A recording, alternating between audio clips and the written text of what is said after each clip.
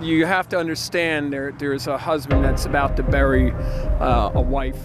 যুক্তরাষ্ট্রের নিউ জার্সির বিকেল সবকিছু ছিল স্বাভাবিক, কিন্তু হঠাৎ অঙ্গরাজ্যের পিসকাটাওয়ে টাউনশিপে একটি পারিবারিক বিরোধ নেয় ভয়াবহ রূপ। ধারালো ছুরি দিয়ে নিজের মা ও দাদা দাদিকে কুপিয়ে হত্যা করে এক যুবক। পরে পুলিশের গুলিতে ওই যুবক নিজেও হন নিহত। সোমবার স্থানীয় সময় বিকেল 5:30টার দিকে রিভার রোড এলাকার একটি বাড়ি থেকে জরুরি ফোন পায় পুলিশ। খবর পেয়ে ঘটনাস্থলে পৌঁছে তার ঘরে ঢুকতেই দেখে 3টি নিথর দেহ। নিহতরা হলেন যুবকের মা ও তার দাদা দাদি। ঘরের ভেতর তখনও থমথমে নীরবতা, বাতাসে ছড়িয়ে থাকা ভয়। পুলিশ জানায় অভিযুক্ত যুবক তখনও একটি ধারালো ছুরি হাতে নিয়েছিল দাঁড়িয়ে। সংবাদ মাধ্যম নিউ ইয়র্ক পোস্টের প্রতিবেদনে প্রকাশ পেয়েছে এ তথ্য।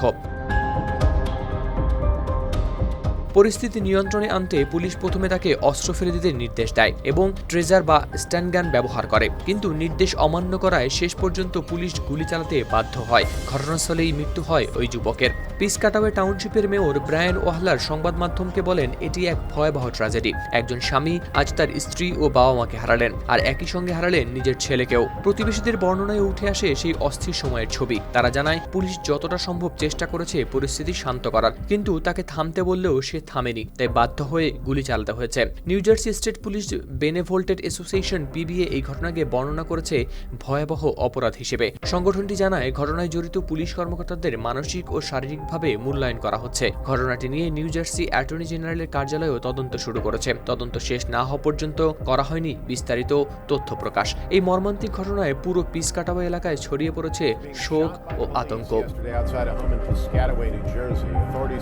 Howlader Shamim, RTV. Following a 911 call from inside the house. Once inside, police found